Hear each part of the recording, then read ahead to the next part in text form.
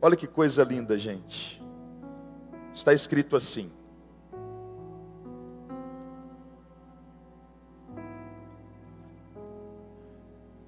João capítulo 5, versículos 5 ao 9. Estava ali um homem que havia 38 anos que se achava enfermo.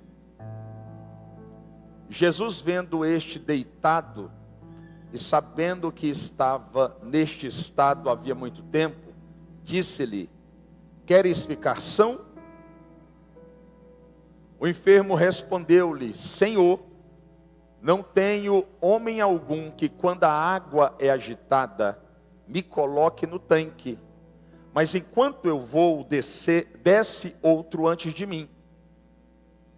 Jesus disse-lhe: levanta-te, toma a tua cama e anda. Logo aquele homem ficou são, e tomou a sua cama e partiu. E aquele dia era sábado. Tema da mensagem dessa manhã, pode colocar.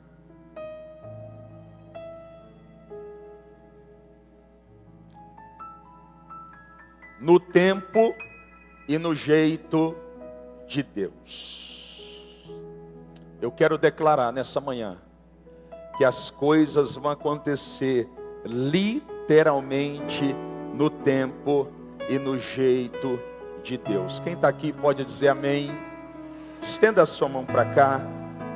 Eu preciso desta oração. Você não tem ideia como esta oração ela é importante para mim. Mas eu queria muito ouvir a tua voz liberando uma palavra sobre mim. Quem tem decreto, libera decreto. Quem tem profecia, profecia. Quem pode, libera uma palavra. Vai, libera uma palavra, vai. Toca os céus comigo, vai. Esse culto não vai ser mais um culto. Vai ser um culto que vai transbordar na tua história. Espírito Santo, esta manhã gloriosa, Salomão disse no dia da inauguração do templo, que a tua glória era tão poderosa, que eles não poderiam ficar de pé. Joel profetizou, e acontecerá, que derramarei do meu espírito sobre toda a carne. Vossos filhos e vossas filhas profetizarão, vossos velhos terão sonhos, e vocês jovens terão visões. Eu declaro que tudo aquilo que foi profetizado pelos nossos pais na fé, nesses dias irá acontecer. Coisas que a igreja brasileira não acredita mais, vai acontecer, porque Deus não é homem para mentir, nem filho do homem para se arrepender. Eu profetizo que sinais se manifestarão neste lugar. Levante as suas mãos e adore comigo. Teu nome é cura, é poderoso. Toca os céus comigo, vai mais forte. Teu nome é vida. Alguém está disposto a tocar os céus? Declare. Destrói cadeias, dissipa as trevas, vence. Você pode levantar as suas mãos para a glória de Deus. Teu nome é cura, é poderoso. Teu nome é vida.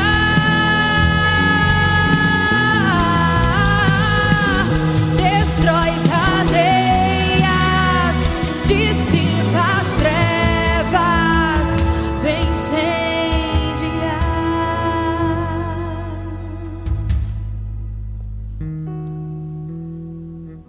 A Bíblia registra 35 milagres que foram feitos por Jesus durante os 3 anos e meio que ele esteve entre nós, na condição de verbo encarnado. Em João 14 diz que o verbo se fez carne e habitou entre nós, cheio de graça e de verdade, vimos a glória do Pai manifesta no Filho. O seu nome é Jesus. João chega a dizer que se todos os milagres que Jesus realizou durante o tempo que esteve entre nós fossem escritos e registrados na página de um livro, não haveria livro suficiente na terra capaz de armazenar tamanho feito. Em João capítulo 21, versículo 25. Esses milagres têm um propósito. Diga bem forte comigo, propósito. Os milagres possuem um propósito: nos fazer acreditar, nos fazer crer no poder de Deus. É por isso que o evangelista Marcos, em Marcos capítulo 16, no versículo 17, ele diz assim: e os sinais seguirão aqueles que creem. Quem pode levantar a mão direita para os céus e declarar comigo com voz de profeta? Diga comigo: hoje é meu sábado, e eu vou sair daqui levando o meu leito. Eu não ficarei preso no problema que me deteve até hoje. Eu recebo o meu milagre pela fé em Cristo Jesus.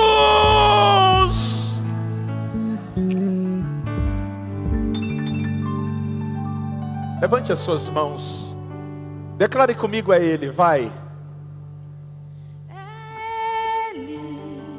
Esse culto não pode ser mais um culto. Por Ele que eu estou gastando a minha vida. Você pode fazer isso? Perdendo tudo por amor e com alegria. Dono dos meus dias. Vai, declare. E Eu estou profetizando. Enquanto você declara, Ele visita a tua casa. Enquanto você adora, Ele visita a tua causa. Tudo por amor e com alegria. Dono dos meus dias. Mais uma vez é Ele, vai. Por Ele que eu estou gastando a minha vida. Alguém está aqui?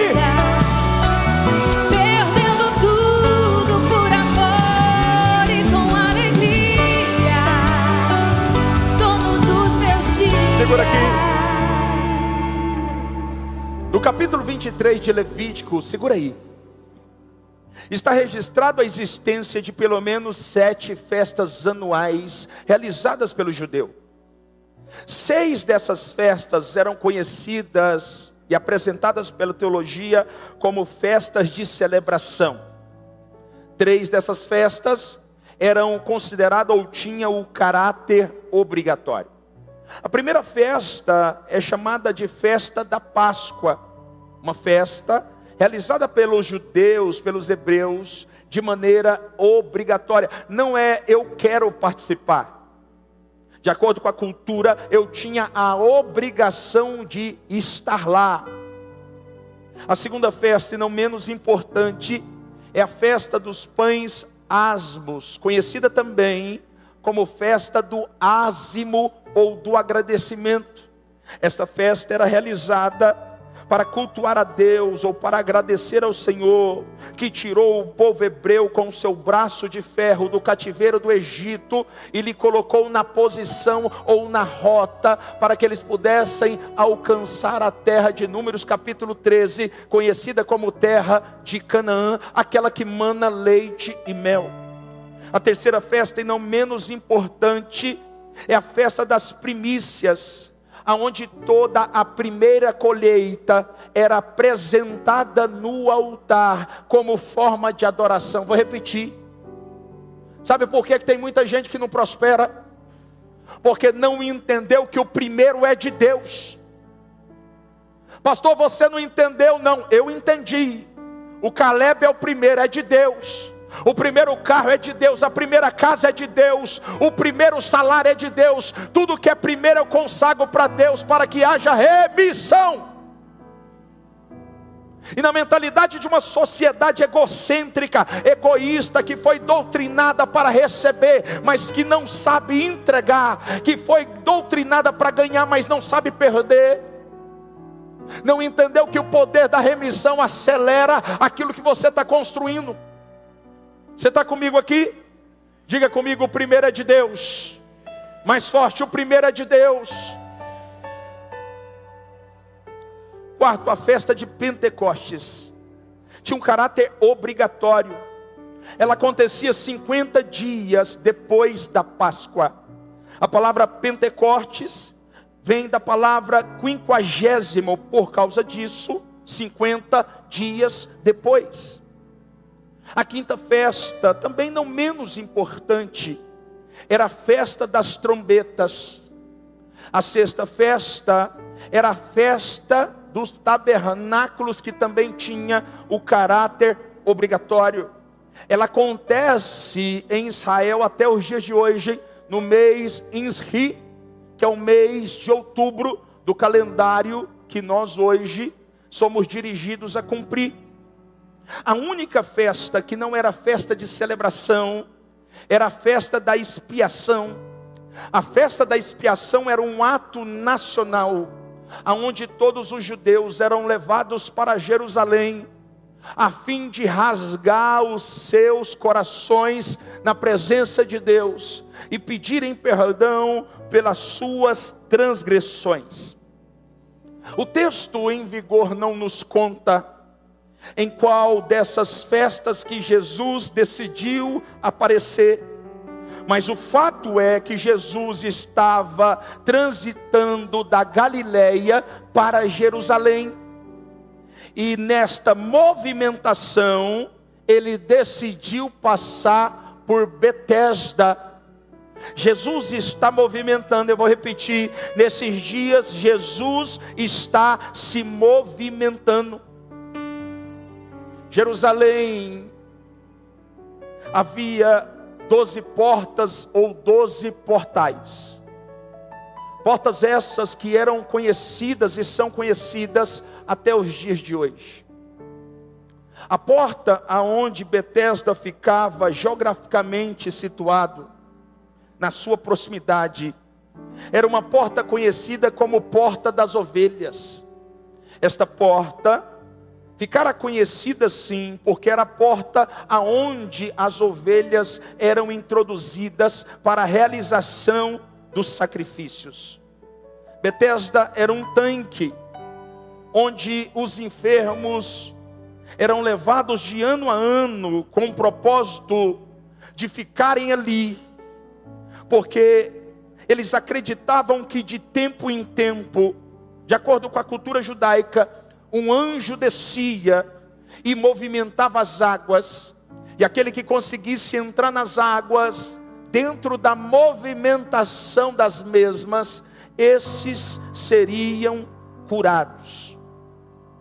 Quando observamos esse cenário, também entendemos que o paralítico estava naquele ambiente há 38 anos. Nós não sabemos ao certo se ele permaneceu ali por 38 anos, ou se de ano em ano um amigo ou um parente o levava com o propósito de talvez ser curado pelo anjo. Mas o fato é que ele estava doente há 38 anos e que ele não era um aleijado de nascença. Está escrito esse detalhe no texto. Mas nós percebemos que este moço estava passando por uma situação que é considerada impossível, e talvez essa também seja a sua situação, esse seja o seu dilema. Há domingos você vem na igreja, você tem uma causa impossível, nada acontece, nada muda, e você está como esse paralítico.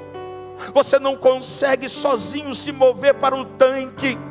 Você está vendo o anjo descer, curar outras pessoas, liberar milagres para outros, mas na tua vida nada acontece, e isso produz uma grande frustração dentro de você. A palavra Betesda no hebraico significa Beit Chesed, casa da misericórdia. Mas historicamente eu gosto disso. A casa da misericórdia não era chamada pelos judeus de casa da misericórdia, mas era chamada de casa da azeitona, por causa do aglomerado de enfermos no tanque Betesda. Esse teve o seu nome alterado para casa da misericórdia, porque aqueles que estavam ali precisavam receber misericórdia da parte de Deus. Eu estou perguntando profeticamente: quantos precisam receber misericórdia da parte de Deus? Bem forte, diga glória a Deus. A pergunta que não quer calar é: a tua casa é uma casa de misericórdia? A tua casa é uma casa de compaixão? A igreja que você congrega é uma casa de misericórdia? A igreja que você congrega manifesta compaixão? Nós precisamos compreender que a Betesda é a revelação do que somos, e não apenas daquilo que fazemos. E que este lugar precisa exercer a justiça de Deus. Este lugar precisa ser um lugar de compaixão, aonde eu sinto a tua dor e você sente a minha dor, aonde eu não aponto o dedo para você, porque eu sei que eu sou tão frágil como você. Eu posso até estar por cima hoje, mas pode ser que amanhã eu esteja por baixo e eu dependa da tua mão. Betesda, casa da misericórdia. Você está comigo aqui? Eu quero aplicar essa palavra falando de 3 lições que a Betesda nos ensina para vivermos hoje o nosso milagre. Quem aqui precisa de um milagre urgente? Levante a sua mão. Você crê que você está no ambiente profético? Pastor, por que levantar a mão? Porque no ambiente profético você não espera a palavra ser liberada, você arranca pela fé a palavra do altar. O que vai mudar a tua vida não é estar sentado mais uma vez na cadeira da igreja. O que vai mudar a tua vida é a tua fome e a tua sede de justiça. Quem está comigo aqui bem forte, diga glória a Deus.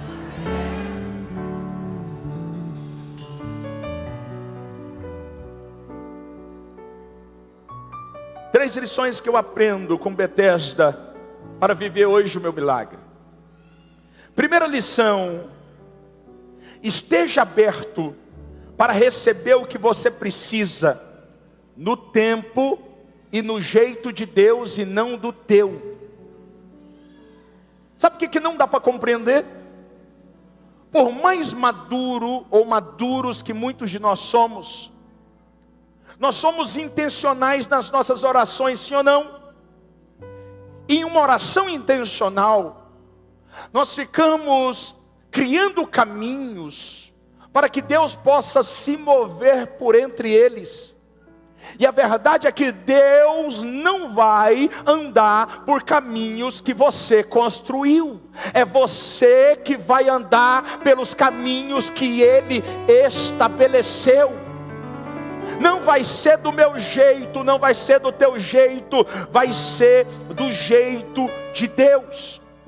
O homem está 38 anos esperando um anjo descer para movimentar as águas. Ele criou um cenário emocional.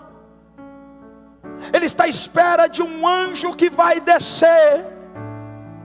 E é isso que acontece com você. Você criou um caminho emocional e você está dizendo para você, domingo após domingo: se Deus se mover através deste homem que tem poder de me estender a mão, o milagre acontece. Se Deus se mover através deste advogado, se Deus visitar esse juiz, Deus não vai fazer do teu jeito.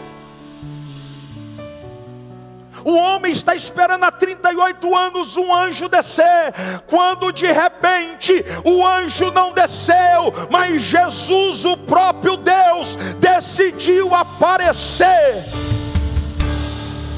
Eu quero ser profeta, faz assim com a tua mão. Eu quero declarar na autoridade do nome de Jesus, que nesses dias Deus não vai andar por caminhos que você criou. Deus sequer vai mandar um anjo para balançar e movimentar as águas, mas o próprio Deus vai visitar a tua causa. Não vai ser o apóstolo, não vai ser o profeta, não vai ser o evangelista, não vai ser o pastor, não serão os mestres, tampouco o teu amigo chegado, mas o próprio Deus vai visitar a tua história, destravando o teu e o meu milagre. Só quem está aqui levanta as mãos e diga glória a Deus. Tu és a cura. Quem acredita? Que és tudo para vai, adora, vai.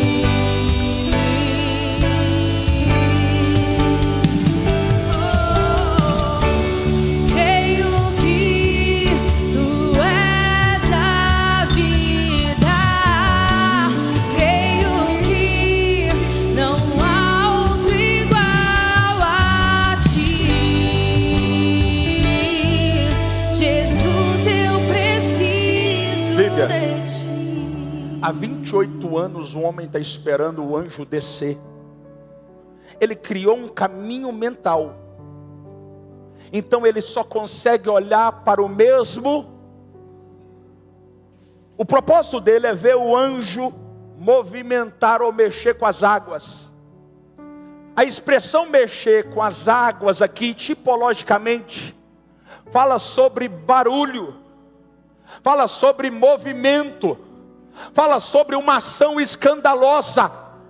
E tem muita gente aqui que está esperando Deus chegar fazendo barulho, fazendo escândalo, fazendo um movimento extraordinário. E Deus está dizendo: como eu desci em Betesda em silêncio, eu vou descer nesses dias em silêncio, para tocar na tua história e para mudar a sua realidade. Só quem acredita diga glória a Deus. Jesus chegou e não orou, não gritou, não saltou, mas baixinho liberou uma palavra que mudou o destino daquele homem. O que ele está dizendo é: tem hora que eu me manifesto pelo vento. João 3,8 diz: o vento sopra para onde quer. Ouves a sua voz, mas ninguém sabe nem de onde vem, tampouco para onde vai. Tem hora que eu me movo através da tempestade. Tem hora que eu derramo muitas águas me movendo pelas chuvas. Mas tem hora que eu decido me mover em silêncio. E tudo que você precisa não é de um movimento escandaloso. Tudo que você precisa é de uma palavra. O que você precisa nesta manhã não é sentir calafrio. O que você precisa nessa manhã não é sentir o Espírito te visitando apenas. O que você precisa nessa manhã é de uma palavra. Apenas uma palavra. Uma palavra. E eu libero uma palavra sobre você. Deus vai visitar nesta manhã a tua causa. Quem está aqui, diga glória a Deus. Uma verdade espiritual que precisamos aprender sobre Betesda. Betesda é lugar de gente doente. Eu vou repetir: Betesda, lugar de gente doente. E a gente vem para Betesda doente, mas rejeita os doentes que se sentam do nosso lado. No fundo, nós não queremos estar nas mesas dos doentes, porque nos sentimos melhores do que eles. Quando você entra em Betesda, a primeira regra, a primeira norma é: olhe para Deus e não para os homens. Pare de olhar para as pessoas que estão na tua volta. Levanta a tua cabeça. Alguém me perguntou: pastor, os pastores não se decepcionam? E eu disse: meu amigo, se fosse por decepção eu não estaria no altar. Mas eu sigo, esquecendo-me das coisas que para trás ficam e avançando para aquelas que estão diante de mim. Eu prossigo para o alvo, mas eu não prossigo olhando para as pessoas. Eu prossigo para o alvo, olhando para Ele, na expectativa da soberana vocação em Cristo Jesus. Pare de olhar para os homens e olhe para Deus. Quem está aqui, diga glória a Deus. Pastor, eu não entendi. Então eu quero ser pontual. O fato da minha doença ser diferente da sua não significa que eu não sou doente. O fato de você não mentir não te faz mais santo do que alguém que não mente, mas que faz algo diferente do que aquilo que você faz. Você está aqui comigo? Isso é Betesda. Isso é casa da misericórdia. No versículo 3 está escrito assim: nestes ficava grande multidão, todos estavam enfermos. Diga comigo, todos estavam enfermos. A Bíblia não está dizendo que tinha alguns enfermos.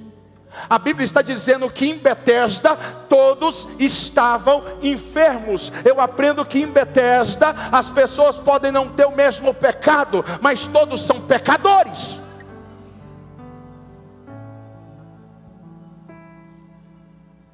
Aprenda uma outra verdade: Betesda é um lugar de aflição, é um lugar de... Pastor Rodrigo, durante anos as igrejas eram compostas por pessoas simples. Eu tenho 43 anos e desde garoto eu estou dentro da igreja.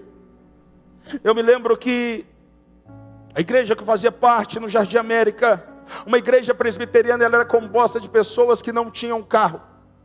A sua grande maioria moravam de aluguel. Eram pessoas simples, pobres, mas tinha uma coisa: tinham liberdade e consciência que estavam em Betesda.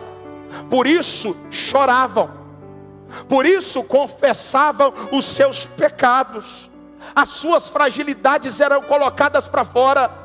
Mas de repente a igreja foi transicionada e hoje nós nos tornamos um lugar de gente próspera, de gente poderosa, de gente que sabe, pela consciência que tem e pela revelação que carrega, para onde está indo.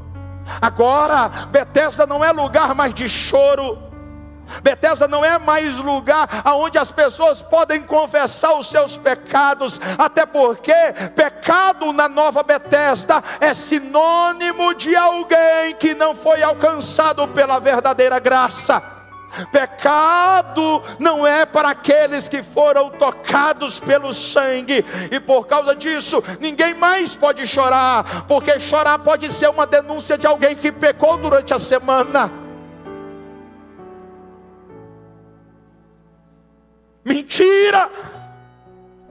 Esta casa sempre foi e sempre vai ser o tanque da misericórdia, o lugar dos nossos lamentos, o lugar da entrega do nosso coração, o lugar do nosso pranto, o lugar da nossa dor, o lugar do nosso sacrifício. Betesda não é a casa dos perfeitos, mas é a casa do Deus perfeito. Betesda é a casa da tua misericórdia. Por isso eu quero ser pastor na tua vida e te dizer, a partir de hoje, nunca mais se envergonhe de chorar na igreja. A partir de hoje, nunca mais se envergonhe de pecar e confessar o teu pecado no altar. A partir de hoje, nunca mais se envergonhe de estar na casa da misericórdia, depois de cometer coisas que você não queria cometer, porque esta casa não é a casa da acusação, mas é a casa do perdão. Esta casa é a casa da liberação. Esta casa é a casa do amor sendo liberado para curar os corações ofendidos e cheios de tristeza. Quem está me entendendo, pelo amor de Deus, diga glória a Deus.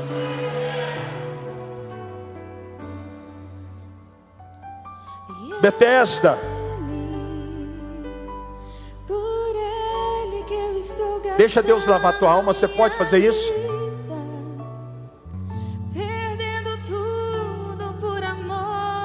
Alguém pode levantar as mãos comigo? Quem pode tocar os céus? Se Deus não descer aqui, é mais um culto, vai. Xanagaraçocotorô. Maracanta rabaçocotorô, bababaçocotorô, babás. Perdendo tudo por amor e com alegria, dono dos meus dias. Olhe para cá. Não vai ser do teu jeito, mas vai ser do jeito de... E o tempo vai ser o teu ou o dele. Então para de ficar liberando palavras sem pensar. Porque é uma distância mínima entre lamentação e murmuração. Qual que é a diferença, pastor? A intenção do coração. Quem lamenta não tem interesse de ofender a Deus, mas quem murmura já o ofendeu.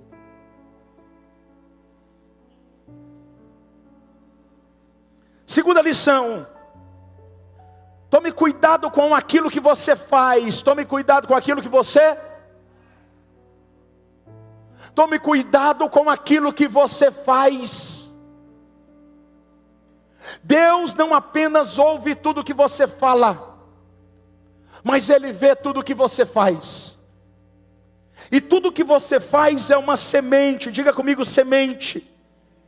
E todas as minhas e as suas ações são plantadas na terra que estamos vivendo. Em Gálatas 6:7 está escrito: de Deus não se zomba. Tudo que o homem plantar, este colherá. O que Paulo está dizendo é: não ignore o poder de Deus. Não ignore os decretos e princípios do Criador.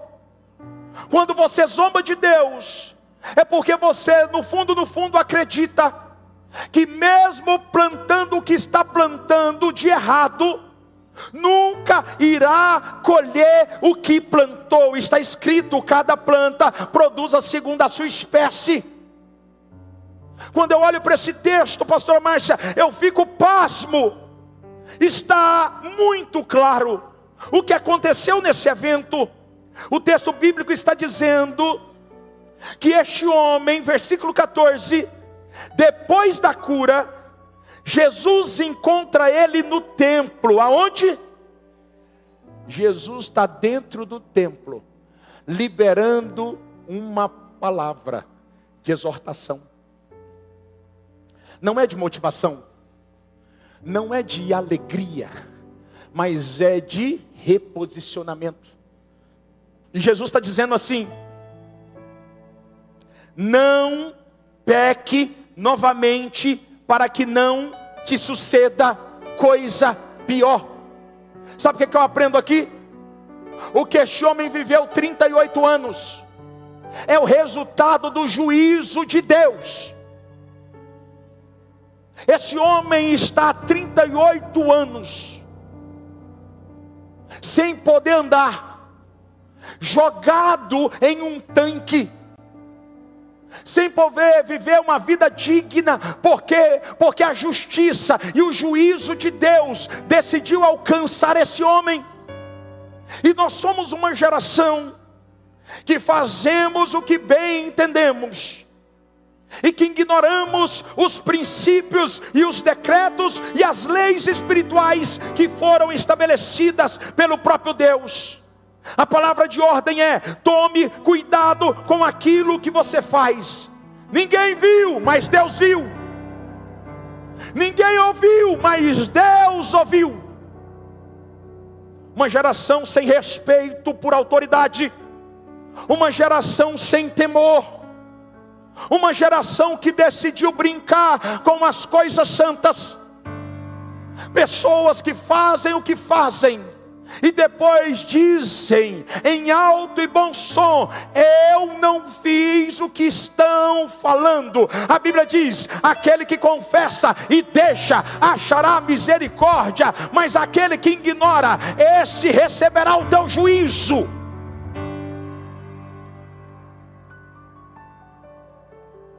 O homem está 38 anos paralítico, porque certamente fez coisas que não deveria fazer. E eu preciso falar porque Deus mandou. Está cheio de gente brincando com as coisas sagradas. Eu nunca vi uma geração que fala tão mal da igreja e tão mal de pastores como a geração do século 21. Se esqueceram que Elias liberou um princípio. Elias disse: eu estou sozinho. Deus olhou para ele e falou: filho, tem 7.000 que não se dobraram.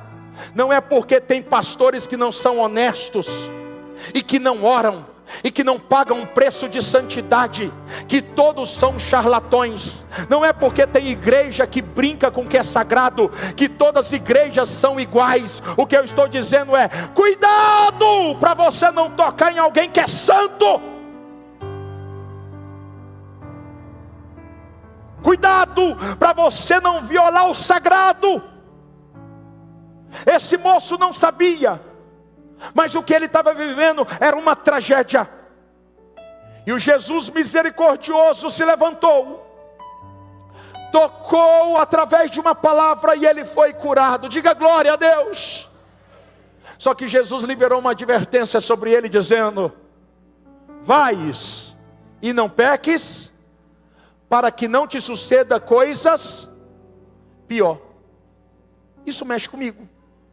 O que é pior do que ficar 38 anos jogados na porta da cidade, vendo as pessoas sendo curadas e nada na sua vida mudar? Pior do que passar 38 anos sem poder andar é passar a eternidade sendo queimado no inferno. O que Jesus está dizendo é: não faça o que fez novamente, porque pode ser que eu não consiga mais mudar o resultado das suas ações. Olha o silêncio da morte. Você está comigo aqui? Faz assim, quem está me entendendo, para mim saber que você está aqui. Vai. Diga comigo: é tempo de vigiar. A palavra vigiar, a palavra vigilância vem do latim vigilante athia, que significa estar acordado. Quem trabalha na vida militar sabe que todo militar, ele precisa, para sobreviver no tempo de guerra, ele precisa permanecer acordado. Daqui nasce a expressão vigilante, de alguém que não pode dormir para não perder a própria vida. O que o Espírito Santo está dizendo, está sendo escrito por Paulo em Efésios 5,14: desperta tu que dormes. Por quê, pastor? Porque o diabo veio para matar, roubar e destruir. Sobre aqueles que estão dormindo. Não é tempo de dormir, igreja. Não é tempo de dormir. Esse homem assistiu por anos as pessoas sendo curadas à sua volta. De verdade, irmãos, a verdade seja falada no altar. Tem hora que não é fácil ver alguém ser curado, ser transicionado de estação, receber um milagre extraordinário, exagerado do nosso lado, sim ou não? Não é fácil. Por quê? Porque nós olhamos para nós e no fundo, a gente acredita que o problema está na gente. E esse homem, durante 38 anos, ele viu as pessoas sendo curadas, e ele percebeu que na sua euforia, as pessoas iam embora.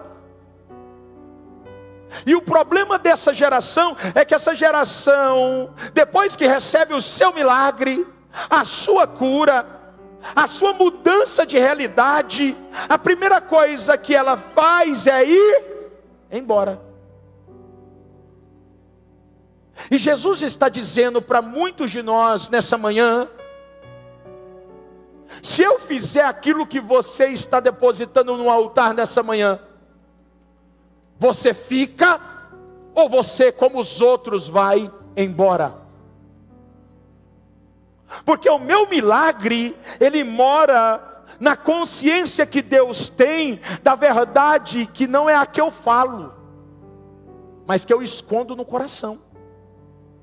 E tem muita gente que nunca será curada, e eu tenho que ser profeta verdadeiro, porque no fundo Deus sabe que se curar, Ele vai embora. Se salvar, Ele vai embora. Se tocar nas finanças, Ele vai embora.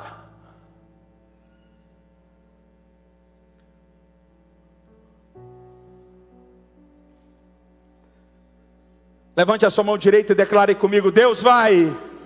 Mais forte: Deus vai me abençoar no dia de hoje, e eu me comprometo que não vou embora. Eu serei os braços de Deus para abençoar os meus irmãos.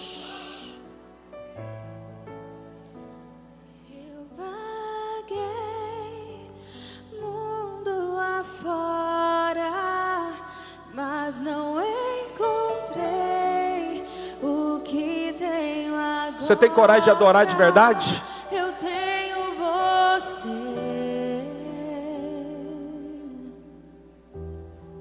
Só tenho você. Eu sinto Deus visitar agora essa casa. Vai, levante as mãos, declare. Eu vaguei. Toca os céus comigo, você pode fazer isso? Mas não encontrei o que tenho agora. Eu tenho você. Só tenho você. Pela última vez, agora levante as duas mãos, quem pode. Declare como um só coral. Eu vaguei. Meu Deus, é isso.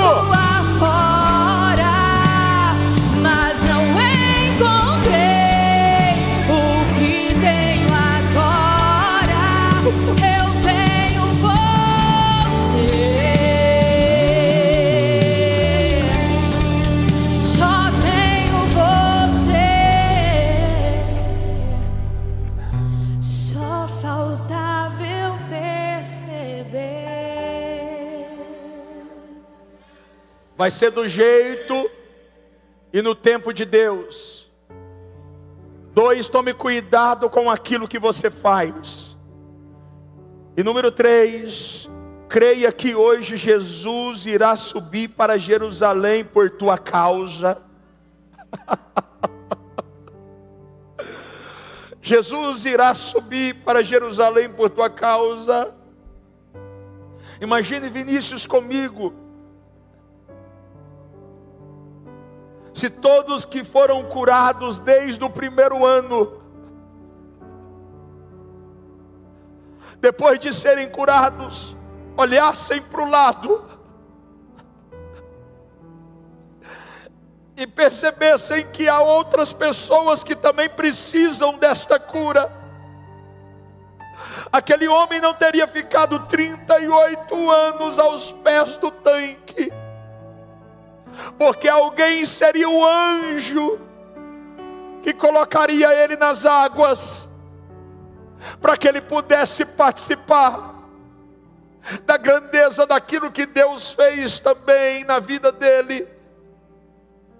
Nesses dias, não permita que pare em você aquilo que o Senhor está liberando e construindo a teu respeito.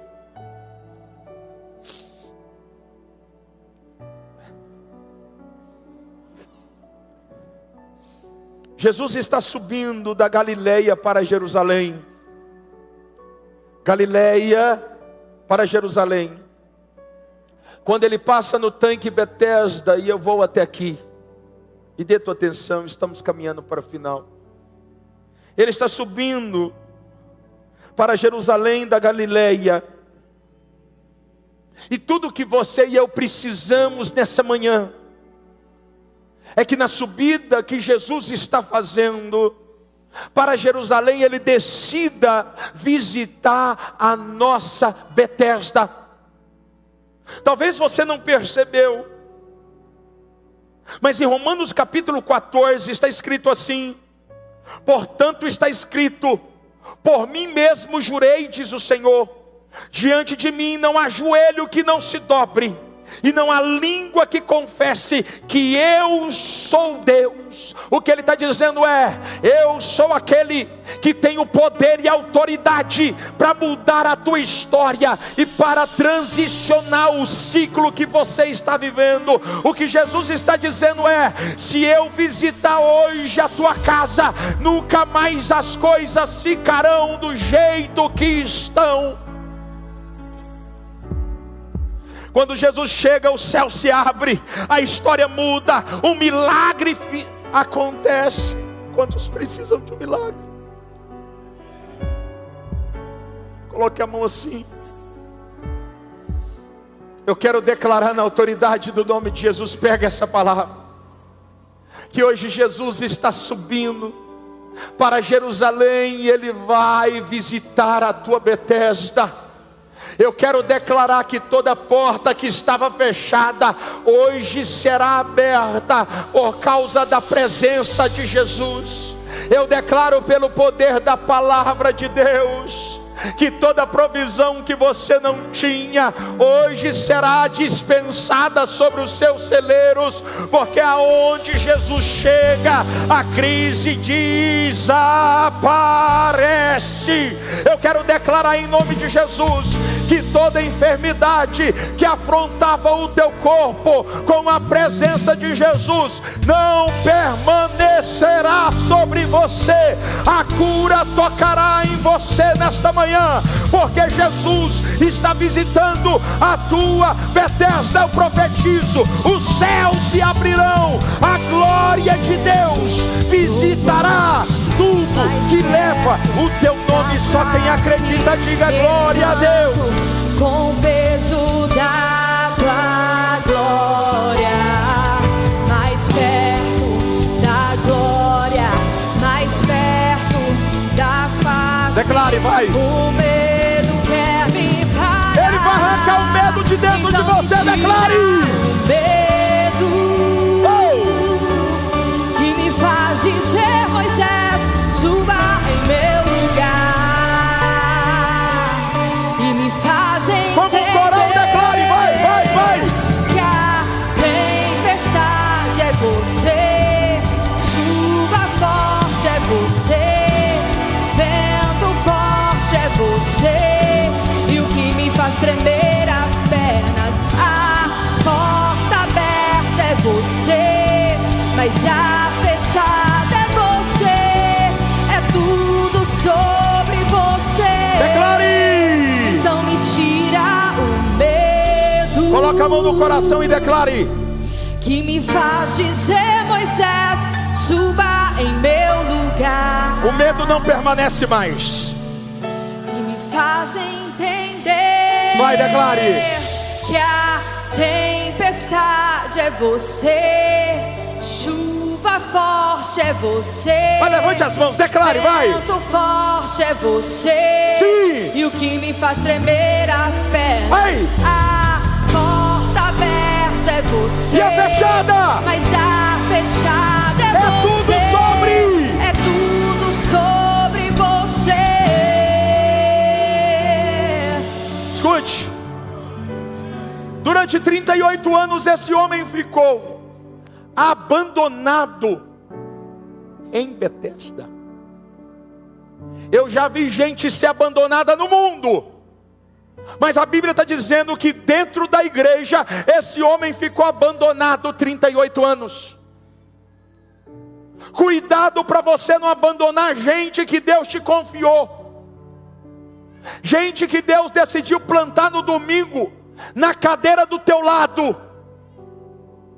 Cuidado, seja sensível à voz do Espírito, porque o teu milagre, ele mora no exercício de misericórdia daqueles que estão sofrendo à beira do caminho.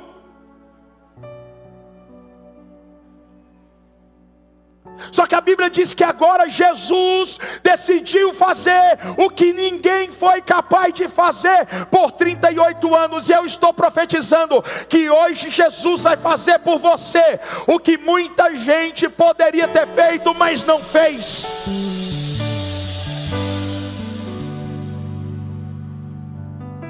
O texto diz: havia uma multidão. A multidão estava doente. Sabe o que me impressiona aqui, pastora Jordana? Havia uma multidão de doente. Só que Jesus não foi lá por causa da multidão.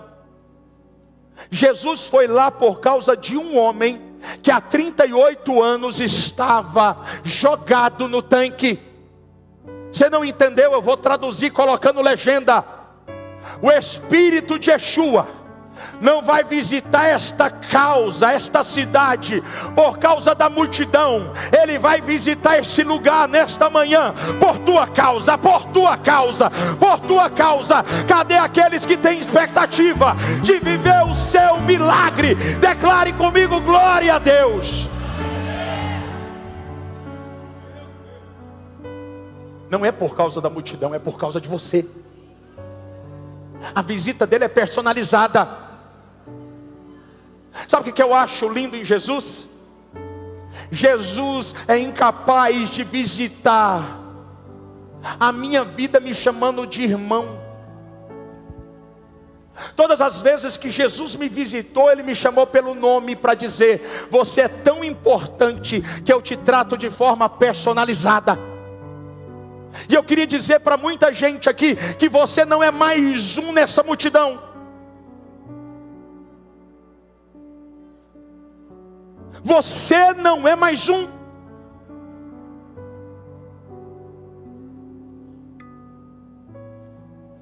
Deus viu quando todos decidiram te esquecer.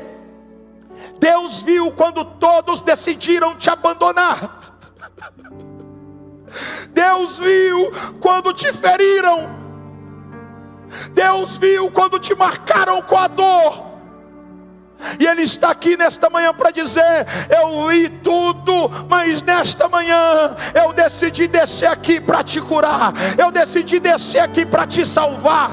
Eu decidi descer aqui para colher as tuas lágrimas. Eu decidi descer aqui para dizer: eu te amo demais para não mudar a sua história. Quantos querem ver a sua vida mudar de estação? Deixa eu contar uma história rápida aqui. Deus te ama tanto, mas te ama tanto. Camila, certa vez um homem foi pregar o evangelho no Nordeste, mas no sertão nordestino. Um amigo me contou que este homem estava pregando a palavra, quando no final do culto ele morava no interior. Ele decidiu ir embora. Ele decidiu o quê? Não se distraia, estou acabando. Ele decidiu ir embora. Ele decide ir embora. E a história que ele me contou é que quando ele estava indo embora, próximo de chegar a uma cidade antes da sua, a rodovia foi tomada por uma grande neblina. Quem conhece o sertão nordestino sabe que neblina não é comum naquele lugar. O homem percebe que a neblina tomara conta da sua visão, e ele toma uma decisão, está ele e o filho. Ele decide voltar para a cidade. Quando ele volta para a cidade, eles estão com fome. O pai fala para o filho: você quer comer? Ele diz: eu quero comer. Eles entram em uma lanchonete que ainda estava aberta, por volta de 11 da noite. Eles começam a comer um salgado, quando de repente chega uma pessoa e identifica o pastor que tinha pregado na igreja. E ele diz: pastor, o que o senhor está fazendo aqui? Ele disse: eu estava indo embora, uma neblina tomou conta da estrada, eu tive que voltar. Aí ele falou: pastor, não fique aqui, eu vou te levar para a casa do pastor. E ele disse: não precisa. Mas ele diz: eu insisto. Se o pastor souber que o senhor está aqui, com fome, desabrigado, ele vai me chamar a atenção. Então ele leva este pastor para a casa do pastor da igreja. Quando ele entra na casa do pastor da igreja, o pastor da igreja senta com ele. Eles começam a conversar. E o pastor da igreja olha para ele e começa a chorar. E ele diz assim: vem aqui. Ele entra num quarto no fundo da casa. Tinha uma corda amarrada no teto. E ele disse assim: hoje pela madrugada eu iria me matar. E eu falei: Deus, eu só não me mato se o Senhor enviar um anjo para dizer que ainda tem propósito na minha vida.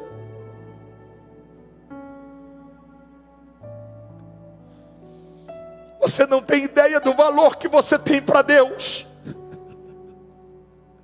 Você não tem ideia da importância que você tem para Deus. Não é porque te machucaram na igreja, não é porque te ofenderam, que você tem que parar. Esta é uma manhã de renovação. E o Espírito de Deus está dizendo: você não sabe como você é amado. Você não sabe como você é especial. Você não sabe como você foi sonhado. Eu quero declarar que tem rotas nessa manhã que Deus vai mudar por tua causa. Tem rotas que Deus está mudando nesta manhã de muita gente por tua causa. Você é tão importante para Deus que tem rotas que estão sendo alteradas pela tua causa. Tem pessoas que estão sendo visitadas agora pela tua causa. Eu estou profetizando. Tem gente grande que está sendo agora visitada por tua causa. Deus está movimentando do norte ao sul, do leste ao oeste, do ocidente ao oriente, por tua causa. Deus está mexendo nos portais da história. Fica de pé, vai.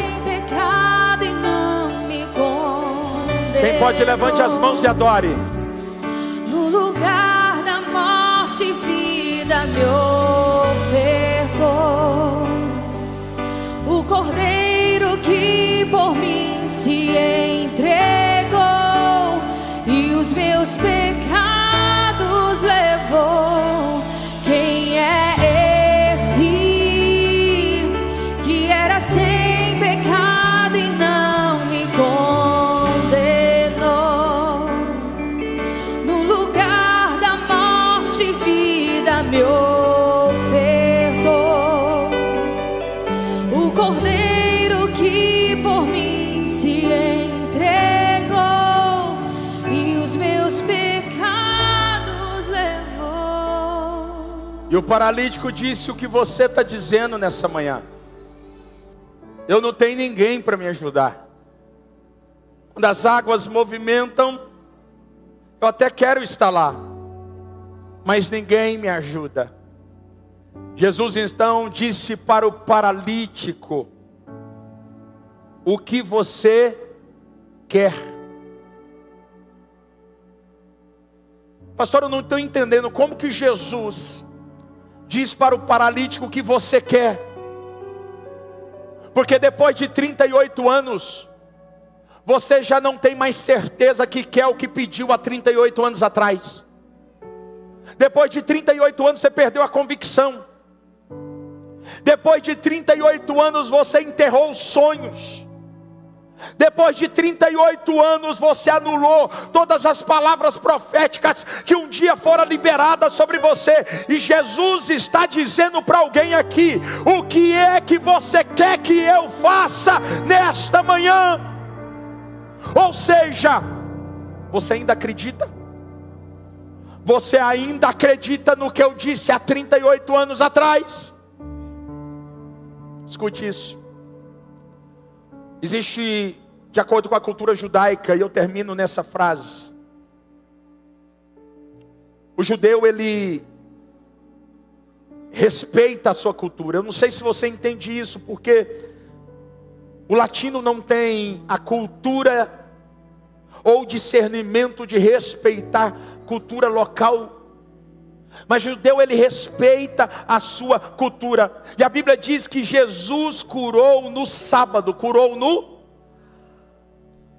Mas o sábado é sagrado para o judeu, sim ou não? E de acordo com a cultura judaica, o judeu não poderia se movimentar no sábado, porque toda mudança que mudava o estado da realidade que o judeu estava transicionando, ela era proibida. Eu não entendi. O judeu não poderia usar o elevador no sábado, por quê? Porque o elevador muda ele de estado. O judeu não poderia sequer usar o fogo no sábado, por quê? Porque quando você liga o fogo, muda um estado para outro. Quando Jesus cura no sábado, Jesus está liberando uma profecia. Eu não vou apenas curar você, eu vou mudar o estado das coisas de lugar. É como se Jesus estivesse falando, no início, no princípio, a terra porém está sem forma, vazia, e havia trevas na face do abismo, mas o Espírito de Deus estava pairando sobre. E aonde o Espírito de Deus paira, o estado das coisas mudam de lugar. Jesus está dizendo, eu sou o Senhor do sábado, e eu não vim apenas para curar, eu vim para devolver as coisas de volta para o lugar original. Não entendeu? O Espírito está pairando, a terra está sem forma, a terra está vazia, quando de repente a voz do Senhor brada, porque aonde o Espírito paira, Deus fala. E disse Deus, haja, e mudança de estado. Quando Deus disse haja, a terra estava sem forma, e Deus deu uma nova forma para aquilo que estava sem forma. Eu estou profetizando, tudo que está sem forma na tua vida, esta manhã recebe forma da parte de Deus. Eu estou sendo profeta. Deus está dando forma a tudo que está sem forma na tua existência. Ai, ai, ai. Deus está dando forma a tudo que está sem forma na tua história. A terra estava vazia. 1 Coríntios 3,16. Não sabeis vós que o vosso corpo é templo do Espírito Santo, e que Ele mesmo decidiu habitar em vocês? O que Ele está dizendo? O homem antes de mim estava sem forma, então o Espírito encontrou e deu forma. O homem estava vazio, e talvez é assim que você está se sentindo, vazio. Mas a palavra foi liberada. O Espírito de Deus decidiu habitar em, e todos que estavam vazios foram cheios da glória de Deus.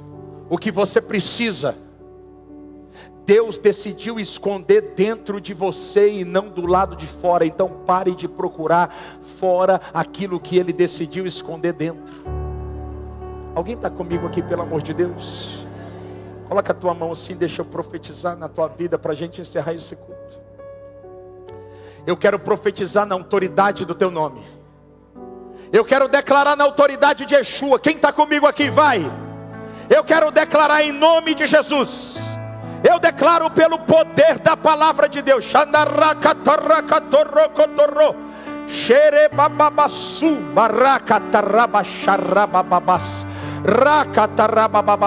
Minha casa é um hospital.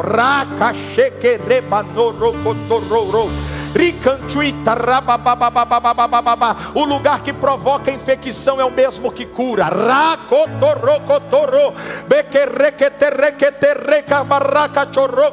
Eu declaro um novo tempo. Um novo tempo, uma nova estação, uma nova realidade. Não olha para o homem, não olha, todos vão falhar. Mas eu não falho. Eu não falho. Não assuste, muitos vão cair à tua volta. Mas eu não vou cair. Eu estarei no mesmo lugar de braços abertos, esperando sempre por você. E nesta manhã eu decido curar feridas na tua alma. Feridas que foram provocadas dentro de Betesda, não foi fora, foi dentro da Betesda. Eu curo você, eu lavo você. Rana sode cantore shekere bere bere bere bere sorororororororororo. Filhinho, te amo tanto. E quando alguém errar a tua volta, não julgue não, tá? Porque a Betesda é feita de fracos. E eu me aperfeiçoo na fraqueza dos santos. Olha a unção que eu libero sobre a tua vida. Um tempo novo está nascendo hoje. É um tempo novo. Eu estou mexendo da tua identidade. Eu estou mudando a tua mentalidade. Eu estou alargando as suas tendas. Falaram que você não pode, falaram que você não é, falaram que você não consegue, mas assim diz o Senhor: se você não olhar para o lado e olhar para mim, eu me encarrego de te levar ao lugar que eu te prometi. Rababassúria, o filho que está falando contigo não sabe, mas quem te fez a promessa foi eu. Naracantorocotorobabassocorobababassum, racatarababassocorobabas. Sopra, Espírito Santo. Xarabá, chorou, pará, babás. Uma história de poder. Xerecatorobachás. Remove a minha pedra. Quantos acreditam no poder de Me Deus? chama pelo nome. Muda minha história. Vamos encerrar o culto cantando o refrão dessa canção. Transforma minha vida, me faz um milagre. Você crê no que você está cantando? Me toca nessa hora, me chama para fora. Remove Agora só quem quer que ressuscita declara como profeta, vai. Me chama pelo nome. Vai, declara, vai. Muda minha história. Você quer mesmo? Então profetiza, filho do homem. Transforma minha vida, me faz um milagre, me toca nessa hora, me chama para fora. Pela última vez agora, vai, Deus vai visitar você agora em tua casa. Remove a minha pedra. Ativa um milagre, ó, Deus está dispensando milagres, vai. Pastor, eu não creio. Só levanta as mãos e declare, vai. Ressuscita os meus sonhos, transforma minha vida, me faz um milagre, me toca nessa hora, me chama para fora. Remove a minha pedra, me chama pelo nome. Muda minha história, ressuscita os meus sonhos, transforma minha vida, me faz um milagre, me toca nessa hora, me chama para fora, ressuscita-me. Levante a mão direita para os céus e declare: Senhor Jesus, neste dia 31 de agosto, Eu declaro que eu recebo o meu milagre da parte do Senhor. Destrava agora pelo poder do teu nome. Aplauda ao Senhor, vai.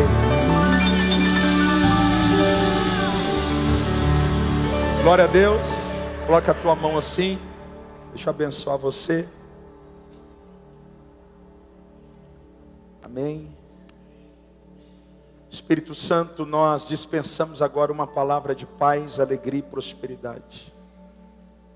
Nós declaramos que o Evangelho é um Evangelho de paz. Declaramos também que o Evangelho é um Evangelho de alegria. E declaramos que o Evangelho é um Evangelho de prosperidade. Entregamos agora, Senhor, o mês de agosto que se foi nas suas mãos. E já apresentamos o mês de setembro, porque acreditamos que ainda na primeira semana, nós viveremos coisas inexplicáveis. Nós acreditamos que o Senhor não precisa até o dia 10 para poder tocar no nosso setembro. Nós agora apresentamos o setembro e declaramos: setembro vai ser o mês mais nobre do ano. Setembro vai ser um mês tão incrível, mas tão incrível, que aquilo que eu só poderia fazer no dia 30 de setembro, eu vou fazer no dia 1º. Só quem acredita. Eu declaro pelo poder da palavra de Deus que o sangue de Jesus está tocando agora em todas as áreas da tua vida.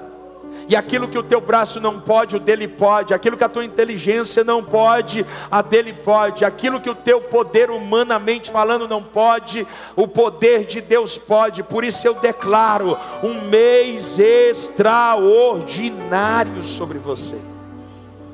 Na autoridade do nome de Jesus, nós apresentamos o nosso domingo e declaramos um domingo de paz em nome de Jesus. Diga comigo amém.